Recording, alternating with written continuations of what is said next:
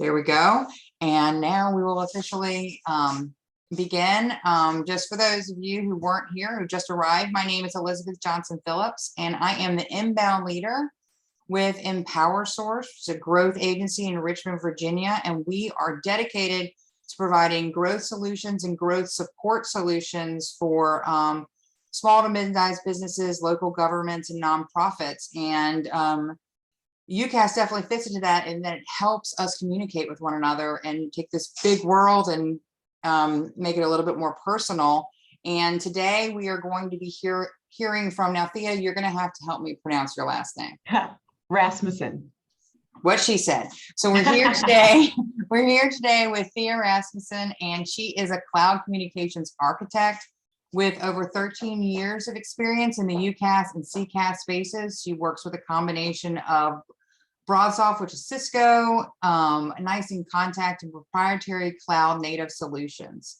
She has held a combination of big fancy titles now. Engineering, and engineering is always impressive. Engineering, leadership, and strategic director roles with a focus on bespoke solutions for enterprise clients requiring innovation, integration, and custom development. Her experience has allowed her to become proficient not only in the UC and contact center spaces, but also CPaaS, conversational AI, and SD-WAN technologies. That is a lot of fancy computer jargon. And so I'm going to speak for myself and probably some of the other people on here that I'm really thankful that you are going to clarify what all of those words mean, because I'm pretty certain some of them were made up or from Yes. Every time I read SD-WAN, I'm like, Obi-Wan, what? Are you my only? So you can definitely clarify to us what UCaaS means, how it can help our businesses, and how it can help people grow and save money. So I'm going to pass the baton to you, Thea. And again, if you guys have questions, open up the chat and I will call on you, and I'll answer the question. So you don't have to unmute, you don't have to put yourself in front of the fire. I will do that. So thanks, Thea. Perfect. Thanks so much, Elizabeth. And it's such a pleasure to be here with all of you today. I appreciate you joining and taking the time to listen to me talking to you about UC. So today we're going to be discussing the move to UC, and we'll be discussing just deployment options, some industry trends, and just overall business drivers. When are people doing this? Why are people doing this? And what are the benefits? So with no further ado, let's get started. So I'd like to start the discussion today with a grounding definition of exactly what I mean when I say UC. I know these terms and acronyms can take on a lot of meanings depending on who you're talking to at any given time. So unified communications is exactly what it sounds like. It's the unity or bringing together of disparate communication channels.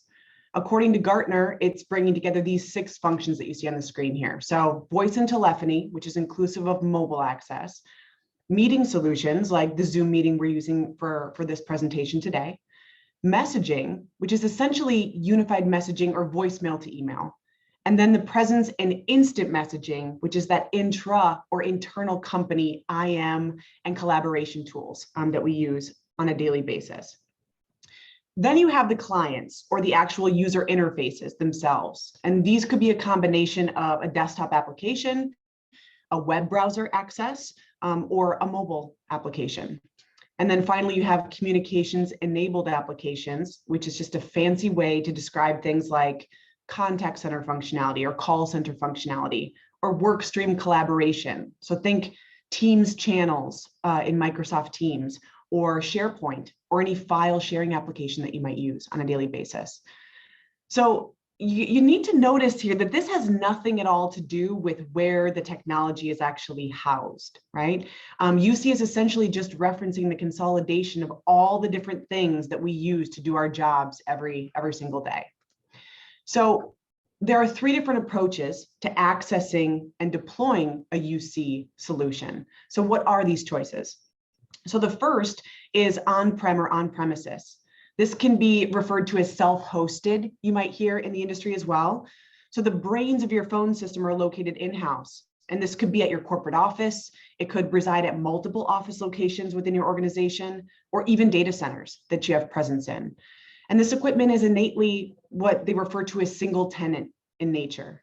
meaning it's specifically built for your company. And this also means that all the upgrades and the maintenance or any feature enhancements would come at a cost, most likely a capital upfront cost, as they would have to be done specifically to one or multiple, if you have redundancy, physical pieces of equipment for you specifically. So when we talk about on-prem versus cloud, I really like to use a housing analogy to describe this. So think of an on-prem solution like a single family home, right? Versus an apartment building. So when your roof springs a leak, for example, and you own a home, you're responsible to source and pay for the repair and the replacement of your roof. You aren't simply able to kind of call your landlord and say, hey, come fix this at no additional cost. So then we look at the second approach, which is cloud. And that's where you start hearing that buzzword, the as a service, right? So UCaaS, or Unified Communications as a Service, really means a fully hosted solution. And that hosted solution is not self-hosted, it's actually hosted by the provider, right? So now when you say cloud, this has to live somewhere, okay? So the physical locations in a cloud or UCaaS deployment, they're always going to span multiple data centers. They're always going to be geographically diverse for redundancy. And these services and this infrastructure, this physical equipment that people are providing you, it's deployed in a multi-tenant fashion with shared infrastructure, and it just has logical separation. So using that same housing analogy, this is the apartment building, right? So we have shared building access, but each individual door has its own customized lock, right? So just because I have access to the building doesn't mean that I can access Joe's apartment down the hall, but we are sharing everything as well. From an infrastructure perspective. So in this instance, if they repave the parking lot, they upgrade the fitness center, they're painting the hallways, I get access to those perks at no additional cost to my rent. Instead, it's just built into that monthly expenditure that I'm using, right? So the last approach that you see on this list is a combination of both. It's hybrid. So this is an instance where you're either augmenting an on-prem solution with some additional cloud functionality that you're layering on top, right? So maybe I don't need to rip and replace the entire system, but I want some of the cool bells and whistles that are available, and I just want to augment that, right? Or even more commonly, you have a combination of fully hosted and on-prem locations within the same organization or enterprise. And they need to coexist, right? They need to be able to extension dial. You want to have centralized management of these systems as well. And so this hybrid model is really great for organizations that have some disparity in the age of their physical equipment per location or segment of the business. So maybe I have a very old phone system at one site, but we, organically grew and we're adding a new location and we want to go fully hosted at that location. Or we had a merger or acquisition and they brought old equipment to the table and we need to replace that immediately. Whereas the corporate system is pretty good for the next couple of years, right? So that type of scenario is where we see hybrid deployments coming into play. So now that we know kind of the definition of UC and where it can live, so really what UCaaS is, being fully hosted, I do want to talk about some industry trends on this topic. So most IT teams out there have had to implement some sort of UCaaS, some flavor of UCaaS with almost no notice in 2020, hence the pandemic, right? So we originally kind of considered this at the beginning of 2020. It was kind of this interim solution, hurry up and get people access to the system from home, right? But now this is really going to remain in the post-pandemic era. That's what we're seeing. So if we consider ourselves currently in kind of an interim normal right now amidst the pandemic, we should probably enter into that new normal towards the end of this year, so this next quarter. And as we are emerging from COVID-19, there's going to be a need to formalize this new way of working and the expectations that these employees are bringing to the table. And so according to Gartner, almost half of employees are going to work remotely, at least part-time. And you can see this Tech Target survey is uncovering the vast majority of companies.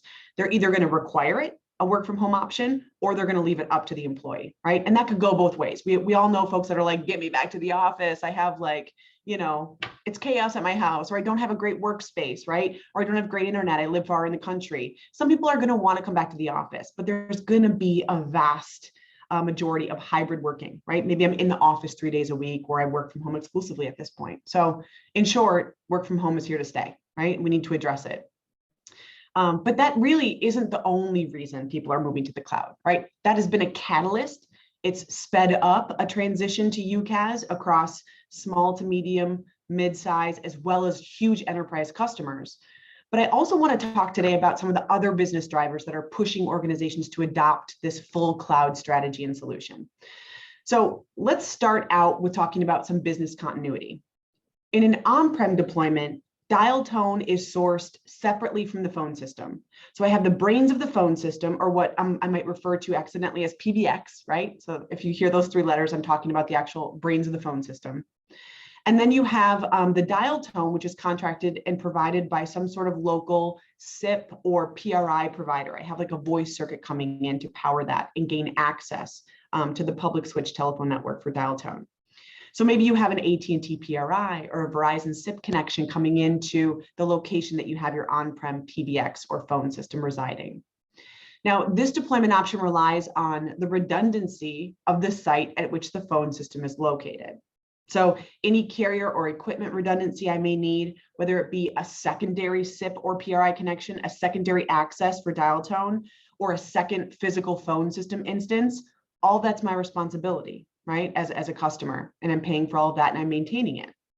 Now, in a cloud or fully hosted model, the dial tone is centrally managed, but this is actually part of the services provided by that UCaaS provider, and it's factored into the price of the end user licensing.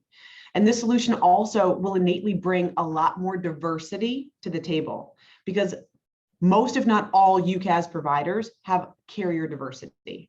So as opposed to porting your numbers to your local AT&T or Verizon provider, you're porting them to a UCaaS provider, and they maintain connectivity to multiple different PSTN or public switch telephone network providers to provide dial tone. And that allows you a lot more redundancy and failover, something that you really wouldn't ever be able to afford as a small, mid, even enterprise business, that level of diversification and redundancy. Now, when you look at how the UCaaS provider landscape has evolved, nearly all of the providers are housing themselves in highly available, geographically diverse tier 3 data centers, right? So they're providing very aggressive service level agreements, or SLAs, 5 nines, most of them is just table stakes, right? So that's uptime for the system. And this ends up being much more, again, redundant and secure than anything an average mid to large enterprise could afford to build out on their own. So there's a huge advantage there from a business continuity perspective. And UCaaS solutions also, they take advantage of your existing internet connectivity, as opposed to requiring separate voice circuits to be deployed and procured and paid for. Any of that data redundancy in an office or planning or any kind of internet connectivity that you have in place, maybe from a work from home perspective, is also going to apply to voice now. There's nothing special I have to do there to gain access to a UCaaS provider. And so not only are you consolidating costs, which we'll talk about, but also you're consolidating any kind of disaster recovery planning that you do have to do for in-office types of employees. And lastly, there are a number of industries that have requirements around site survivability, right? And when I say site survivability, it's basically, it's meaning you are maintaining the ability to dial out many times in like an emergency situation. If I lose power and internet and everything, we're having, there's a tornado that just went through and I need to be able to call 911. It's the nature of my business. It's a requirement from a compliance and regulation perspective for me. People get very nervous moving their system to the cloud because then I have no access to that, right? But there are a lot of other elements to survivability that can be implemented. So you could put an SBC, or basically a gateway on premise that is going to be powered by a battery backup. And then you can plug in kind of that plain old telephone service line so that I can still pick up my handsets and I can get out to 911, or I can pick up my handset and I can extension dial Elizabeth, right? A lot of healthcare and, schools have that requirement. So that is available in a hosted scenario. And there are disaster recovery features that can provide that site survivability if that's a requirement for your business as well. So the next business driver that we look at is cost, right? And a lot of times there's a misconception that UCaaS being an OpEx, which is a monthly expenditure, as opposed to an upfront or capital expenditure, won't make sense in the long term for large organizations. But that's really not the case, right? What an OpEx model does, that monthly expenditure, we talked about all the redundancy that's built into that. We talked about the PSTN or dial tone connectivity and the redundancy and diversity with carriers. All of that is factored in to a simple monthly cost. And while it might be a change from an accounting perspective to move from CapEx to OpEx, it's much more predictable because now any kind of break fix, maintenance, all that's included. So I know literally what I'm paying across a 3-year or 5-year term contract, right? I can actually know exactly what that's going to be. There's not going to be that unknown delta because that's all part of a managed, fully hosted system. So there's a huge benefit to that when you're talking about budgeting as well. Now, I'll also say that it used to be, I mean, I would argue more like 7 to 10 years ago, it used to be that, you know, I can buy a phone system and we'd walk into opportunities that have, you know, 15, 20-year-old phone systems. And I'm like, you can't breathe on that thing, you know, because you're going to lose it, right? I mean, that's a very old system. And that was okay because the level and the delta of innovation was not as steep, right? Now that's gotten much more steep, right? The level of innovation, the new feature functionality capabilities that hosted systems can do, people are adding that on a monthly basis, new features and functionality. And maybe you say, oh, I don't really need that. But guess what? We're all consumers too in the world. And when we talk about dealing with business to business or dealing with consumers or even dealing with internal employees, there's a different level of expectation of technology that's out there today. And it's very difficult to look at a phone system, a physical phone system that you're buying and saying, this is the version I get, right? Just like buying your iPhone. This is the version I have a 10 Max. And now there's like I'm way behind. You know, it can only be good for so long before it can't do what's expected of it, right? Without a huge upfront capital expenditure to upgrade or maintain or add feature functionality, or you're already, you know, supplementing it with some additional cloud solution on top, right? So it actually becomes a different conversation. The TCO, or the total cost of ownership of a hosted solution, looks very different today than it did even 5 years ago. And we can assist with that process as well. Because the other costs and benefits that people don't take into consideration, it's not just that OpEx versus CapEx. Like, okay, I'm going to depreciate this, and now this is the prem-based system wins because I just depreciated it and I'm still paying monthly, right? It's not necessarily how it goes. You also have the voice and the data network to take into consideration. I no longer am bringing in a voice circuit, so I'm saving that cost from that perspective. You also have a full VIP support model at your fingertips 24/7 by 365. There's not a managed hosted carrier that I've run into that doesn't provide that level of service. So now those folks aren't necessarily calling your internal IT teams. Those folks are calling to the provider. And so now maybe you lessen costs on the IT internal help desk support on the voice solution and the collaboration solution internally. And then a lot of times, many times, you're also paying for a separate conferencing and collaboration tool, right? And many of those UC providers, again, UC is combining all these different functionalities into one, so you can take advantage of that consolidation of cost as well, depending on what that might look like for your organization. So there's a very detailed TCO process that we can go through and assist you with that process as well. But there's things that people forget to factor in when they're looking at a TCO comparison between an on-prem and a hosted solution. All right. This is always such a sexy topic, right? Security and regulation, but it's real. It's a real deal. So much like that business continuity discussion we had earlier, the cloud has come leaps and bounds from a security perspective in the last even 2-3 years. So we're seeing very, very large organizations moving over to a fully hosted model to accommodate industry regulations and standards that they need to, that they have to comply with. Because these compliance and regulations, I'm sure folks are on the phone, You probably have at least one of these, right? HIPAA in the healthcare space, PCI and SOC compliance in any kind of retail or payment processing model. GDPR is going to be probably bigger globally, but if you are, a global organization or do business globally, maybe you have a requirement to maintain all of your data, call records, call recordings locally in country. And the right to be forgotten, all of those laws. The further west you get, the harsher those laws become as well, right?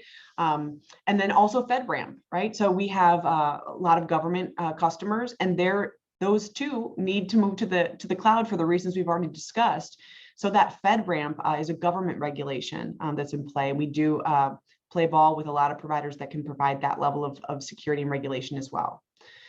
Now, in addition to these regulatory requirements, there has also been an exponential increase in the number of bring your own devices, right? That's kind of a requirement. I want to be able to access the system from anywhere, right? And that just puts a whole different level of security risk in front of you. And it's very difficult to manage. So even if you are on-prem and you have the bells and whistles, you're the one maintaining the security on all of that. And that's a big task. And the way, again, that's evolving is exponential comparatively to 5 to 7 years ago, right? So we're seeing companies really relying or leaning into fully hosted providers to take care of these aspects. And these can be things that we kind of think of as daily requirements, like single sign-on. Maybe you're using SSO or single sign-on. Use multi-factor authentication when you're logging into maybe a UC provider to add that level of security. All of that is something that the UCaaS providers play in and take on for you. So that's not something you have to manage. There's also that concept of zero trust that's becoming a very popular term and a buzzword in the security space that many of the UCaaS providers are putting in place as well. And essentially what zero trust is it makes sure not only you are who you say you are, right? Single sign-on, all of that, two-factor authentication, but that you continue to be, right? So every interaction you have in the system is going to be checked and verified and validated and authenticated. So that level of security is becoming a real must-have. And the UCaaS providers are implementing that. They're spending the capital for you to implement that into the voice solution, which is really just another endpoint. And now other people are bringing their own endpoints, so you can kind of see how exponential that can get. And then when you talk about the network, not just the device, but the network, that's a work from home network now. I'm plugging into my Comcast, my, at home or whatever cable provider I have. The kids are on there, they're streaming games, they're on their social media. There has to be some regulatory compliance things of when I'm accessing certain applications, and voice is inclusive of that because that tends to be on the desktop as well, right? Which is a whole other topic on security that we could get into, but we don't have to do that today. So that security and compliance is a big proponent. The last business driver that I really want to focus in on is one of my personal favorites. So I could probably geek out quite a bit on this. I'll try to stay in my lane here. But it's the onset of AI and integration. And I think that is driving the multitude of conversations when we have these business level conversations with folks.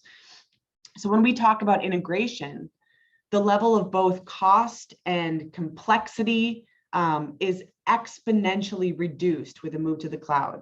And that's namely due to, if you think about it, integration, a proponent or a component of your solution is going to be hosted, right? Maybe I use Office 365, for example.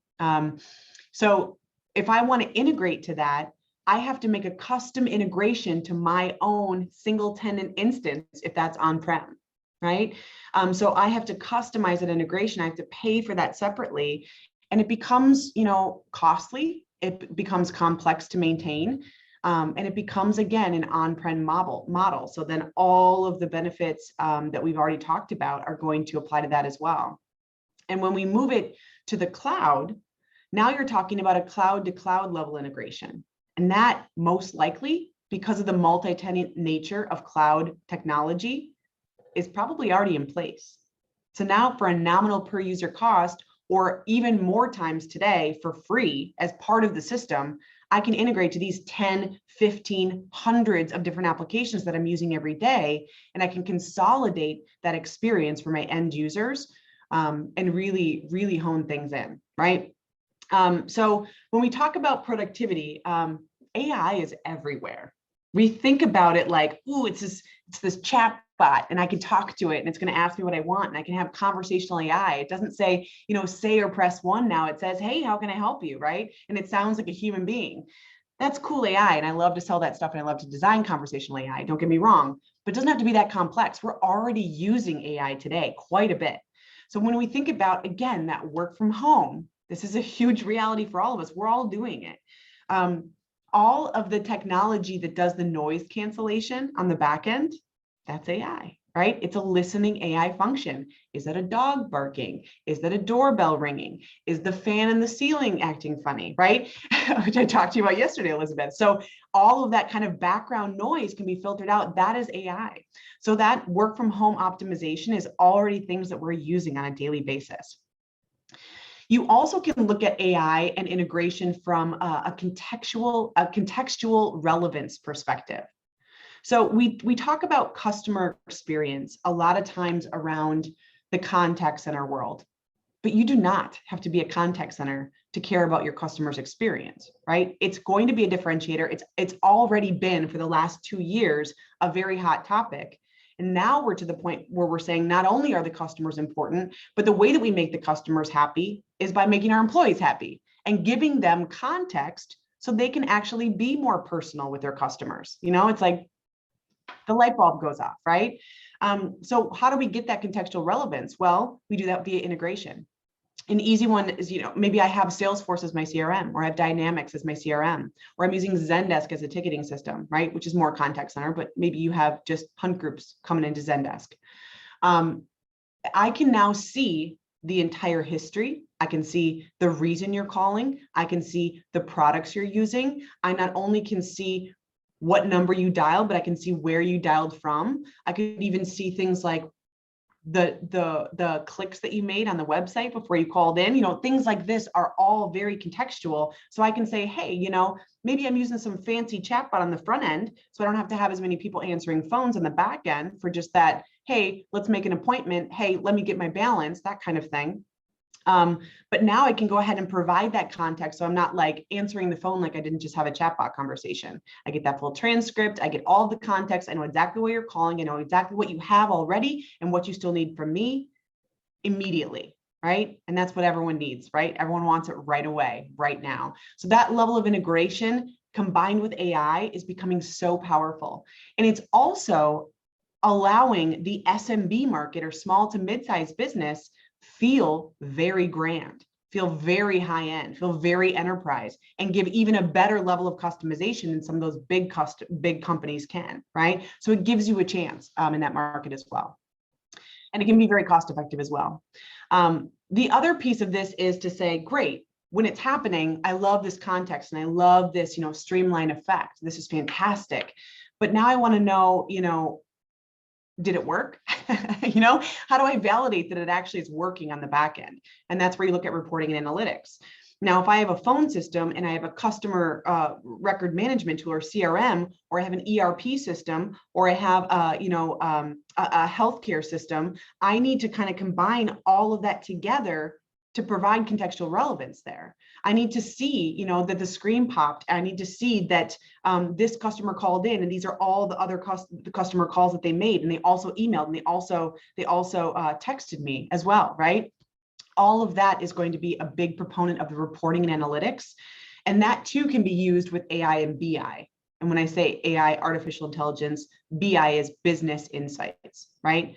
So it's kind of another automation or machine learning type of technology that you can say, okay, I now have some context. I have all this data. I mean, data is not the problem. We can drive data all day long, but what do you do with it? And how do I make it consumable, right? That's where that technology comes into play.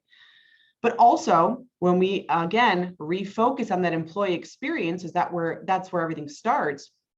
I want to take a lot of that busy work off of my employees' plates. So when I make a call and you told me to make 100 calls today, I don't want to physically log 100 calls. I want to make calls. That's what you're paying me to do. So just auto log that into the system so that I can confirm that you've made the calls, and I don't have to actually do that kind of mundane data entry type of work. Also, with reporting and analytics, having a single source of truth. So if I'm making calls from Salesforce, for example, and I'm dialing for dollars, or people are calling in and they're customers of record, maybe I have, a healthcare system and I can see all those different customers and clients calling in. I want to see all the voice activity along with all the additional activity that I'm doing innately through the CRM. If I do an order, if I book an appointment, I want to know why. We just randomly booked an appointment. No, they called in at that same time, and all that data is housed in one area. I run into companies often that they have someone where 50% of their job is to bring different data resources together and make relevant business insight reports, right? This is actually the stuff we need to know about the business. The more we can drive it into a single source of truth, which takes integration, the better off we are there. And I'll end with that employee satisfaction. I'll dig into that even a little bit further because it's very important. When we talk about employee satisfaction, again, we have a lot of consumer-like expectations of our businesses now. When we have download an app, from the App Store or the Google Play Store, if it's not intuitive and it was a free app, I'm deleting it. If I have to take too much time to learn how to use this app, it's gone. Guess what? That's going to go for business as well. You can provide all these great collaboration tools to your employees. If it's not easy to use, or you don't have the right training practices in place, and you don't have that user adoption, you're paying for that, money's going down the drain. It doesn't matter. You're not getting the productivity enhancement, and your employees are frustrated as well. They're just going to use their cell phone, right? Now you don't own that number. People are giving out their personal SMS number as opposed to that business line. There's a lot of caveats. I mean, that rolls downhill, right? So I really focus when I have these conversations with customers, what are people already using? I guarantee you're using something, right? Are you using Zoom? Are you using Teams? Are you using GChat? What are you using internally to collaborate with? Let's make that external. Are you using WebEx, right? All of these things can be extended to the external business use case, right? I can call not only internally, I can call externally. I can consolidate into what I already have user adoption within. And that's a huge conversation. And that is where integration comes into play. And that's a big, big push. Teams is one of the biggest, most popular conversations I have. You don't have to go Microsoft calling for voice. You have almost all of the UCaaS providers out in the market provide a level of integration. And depending on what your use cases are, we can find something that has all the bells and whistles of a full UCaaS solution while still using what people have already adopted and are in and day out. So with that, I see we have a little bit of a question here. For those using HubSpot, yes, HubSpot, yes, I like it. I like it. It's a plug. I love that. And a ton of providers integrate with HubSpot. I use it every day as well.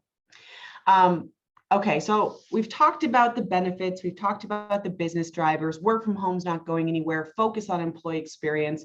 That's all great. I have 3 different options. I can crawl, walk, run into a UCaaS solution. Now let's discuss some of the catalysts and why we see companies moving, right? So why? What's the right time? When should I do this, right?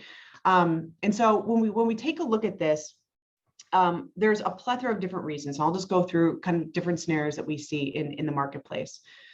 First and foremost, new functionality. And a lot of times you see this happening in a hybrid deployment where I have an existing system, but it's not yet end of life. I have a good year to 2 on that, or maybe I'm still in a support or maintenance contract for my on-premise PBX, but I need something more. Maybe I want to do that smart front-end automated attendant, that chatbot on the front end, that conversational AI. Maybe I want to kind of put that in front of what I already have. Maybe it's time for me to augment my UC solution with a contact center play, and I want to overlay that and have that type of cloud solution put on top of the solution. But as I mentioned, the exponential increase in feature functionality is just crazy right now. So I guarantee if you have a premise-based system, there are employees and consumers that are demanding something else of you.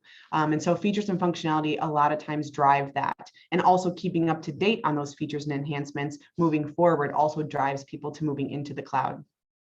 We talked at length about redundancy and disaster recovery as well. Those are big proponents, right? There's a lot of security components to this. There's DDoS or distributed denial of service attacks, which basically takes you down, right? Mean people with ransomware, they're trying to take you down.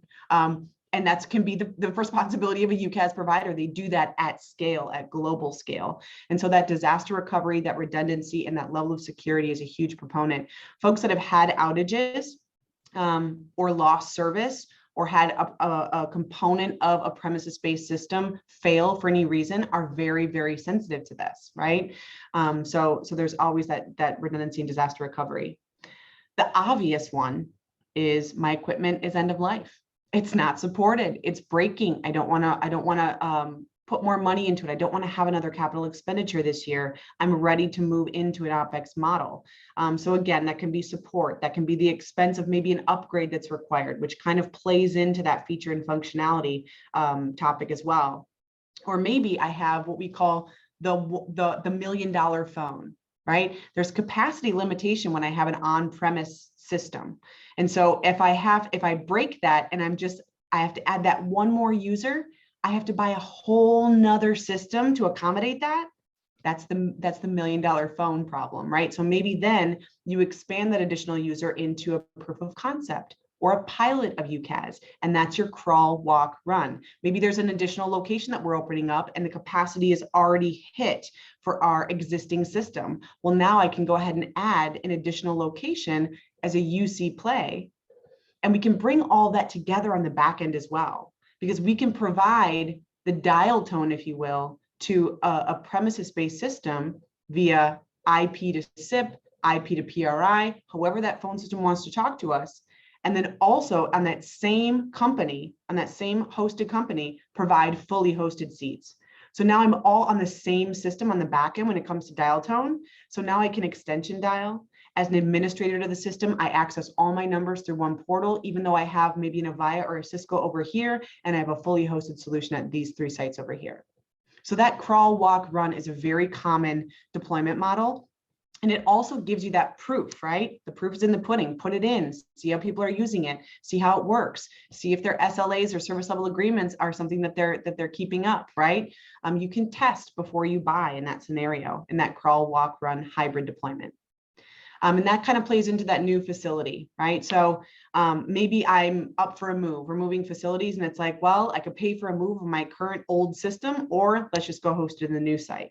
Or there's mergers, acquisitions, organic growth. There's a ton that come into play there. And when we talk about new facilities, I've run into quite a bit organizations that say, we're fine with our prem-based system. We like our prem-based system, and that's totally fine. But I have to have this site up and running in 30 days. And I can't procure all of what I need with prem-based equipment to make that timeline happen. Well, guess what? We can make it happen in 2 weeks, with a UCaaS solution. And so maybe timeline restrictions are also a proponent of that new facility move and catalyst. All right. I have been talking a lot.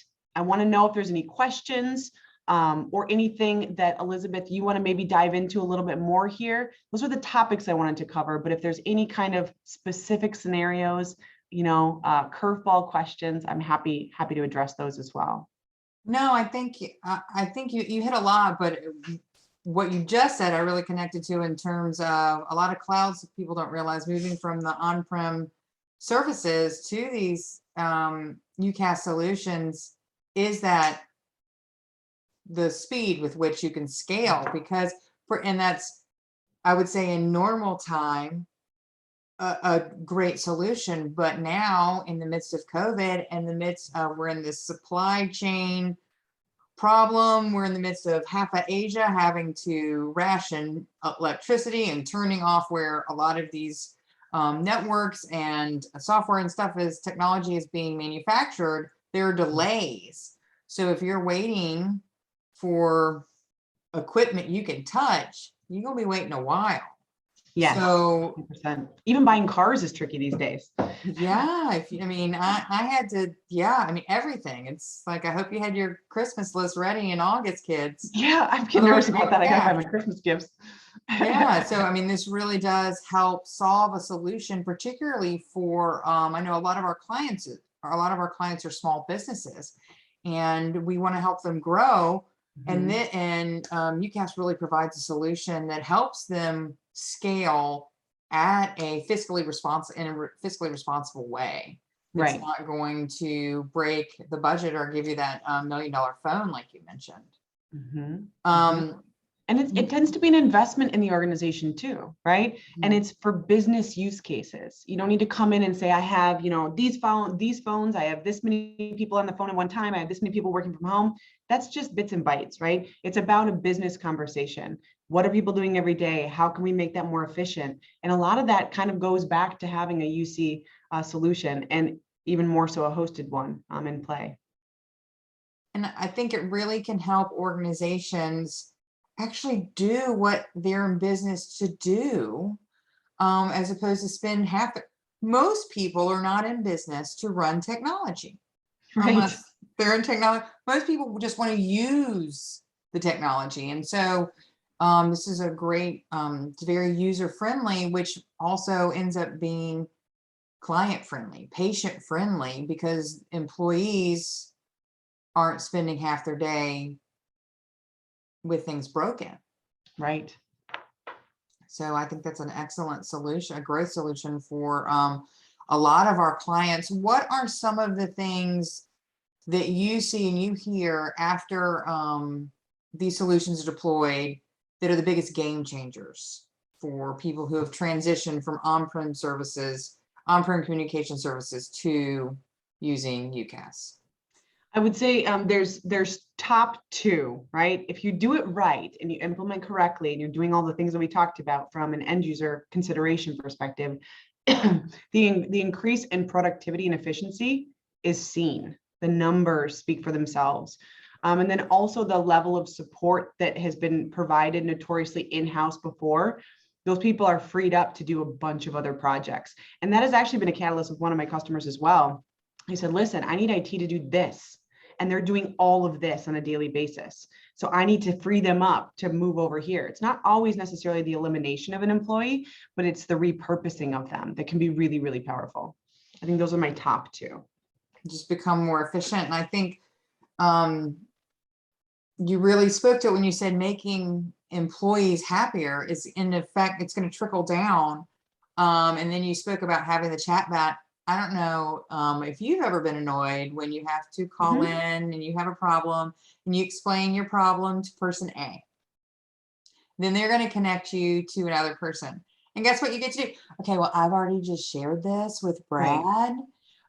Can he not just tell you what I just said? Oh, no, I have to Right. go Arm back and transfer explain much? it. Yeah. Oh, okay. And now you're going to connect me to Trevor. And then you explain it to Trevor. And then they're going to reconnect you to Brad. But by that point in time, Brad's already forgotten who you are because he's talked to He's 6 on other break. people.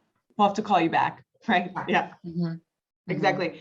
But the conversational AI, it can be very intimidating because we've all had negative experiences with it. And it can really do the antithesis of customer pleasing things, right? It can really annoy people when it doesn't understand. I'm sorry, I can't understand you. And you're like, representative, just give me a person. We don't want to have those things in play. So people like myself are more than willing to come in and advise on the correct way to step into an AI or conversational AI, natural language understanding, natural language processing, who's doing it well, who's not, what are the gotchas, how do we not make your customers angry and make it more self-service? Because I think that what the trend that we're seeing is a real push to self-service. And when you don't do it right, you just elongate a customer journey as opposed to shorten it. I want to try to self-serve, but if I have to end up at a live person, you just wasted I could have just called the live person then. What's the point of having that on the front end if it's not working, right? You just explained me at Target screaming, there's nothing there. Yes. I've already put everything in the bag.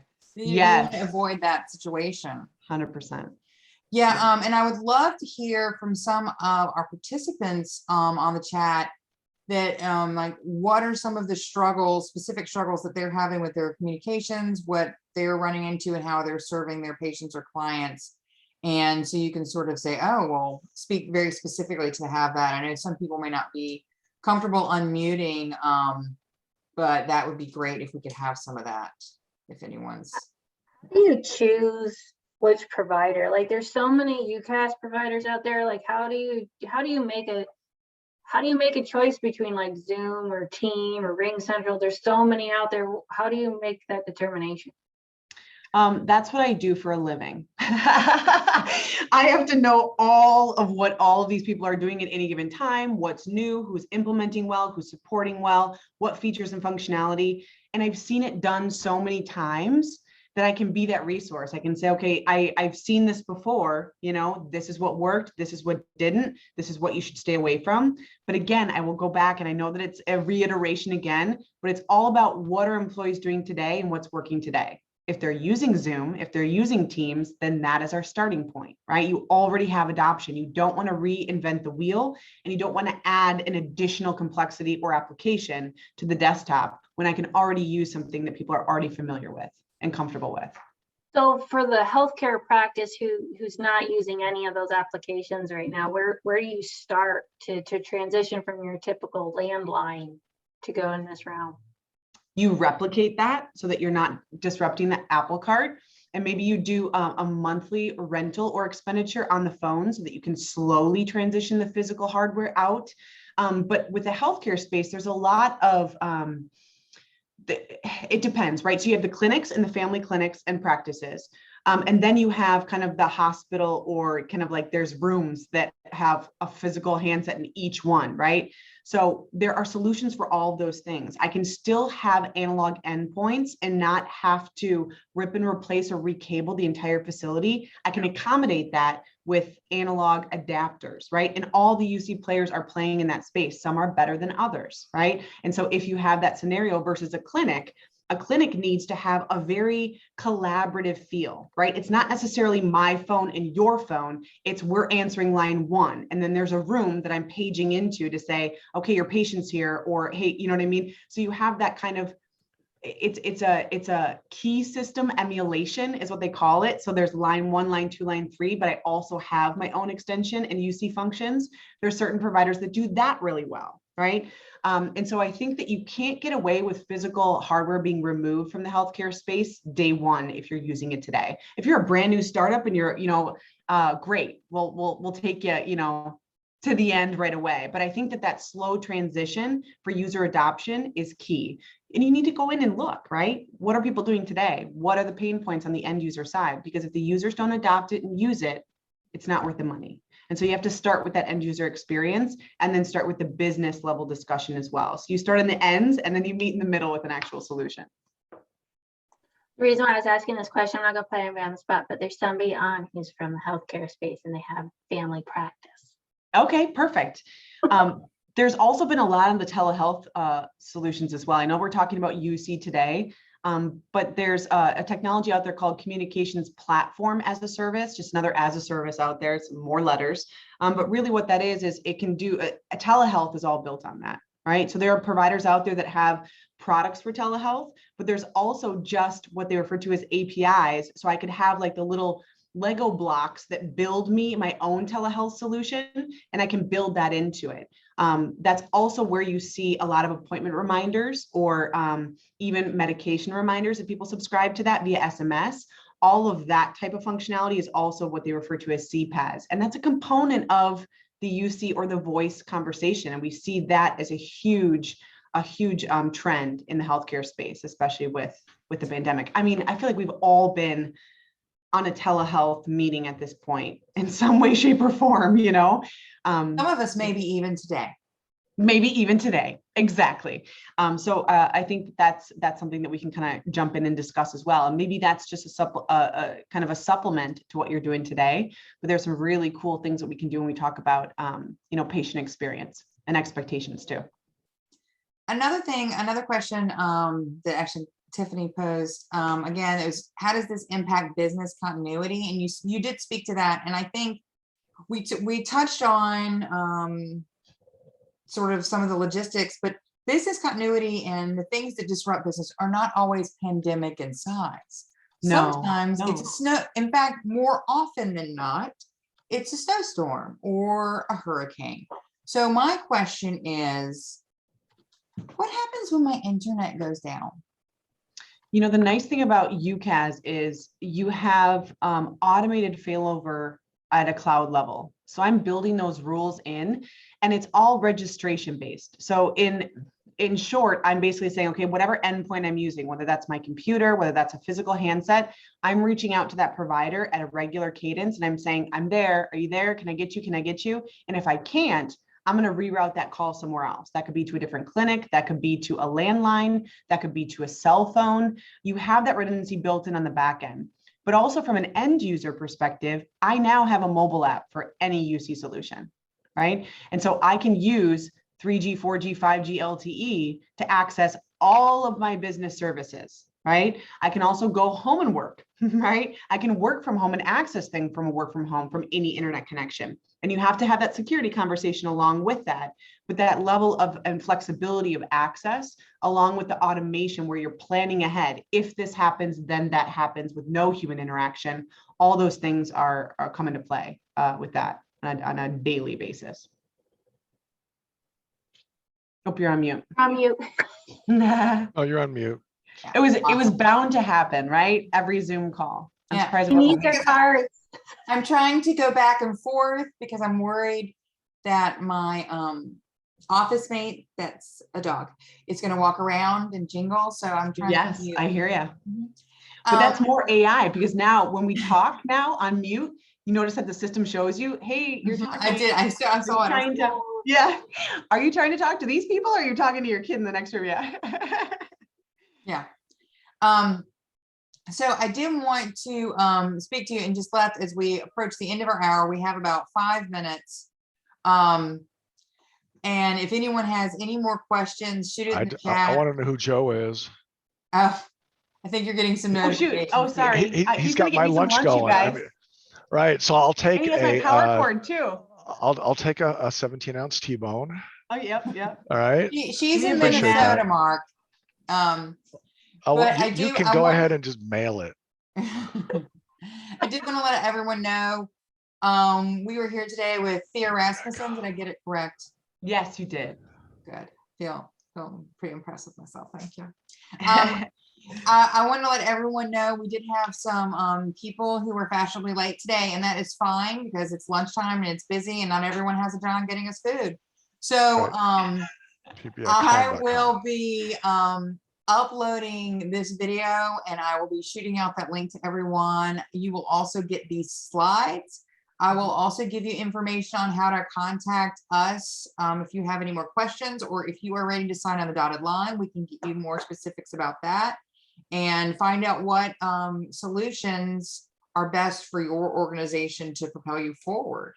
If anyone has any more questions, now is the time. Otherwise, I think that's a wrap. Thank you, Thea, for being here with us. And thank you, everyone who showed up today. We hope you learned a lot. I know I did. And I think it's not nice that John's not getting us all food, but thank you. Thanks, everyone. Appreciate your time. Thank you. Bye.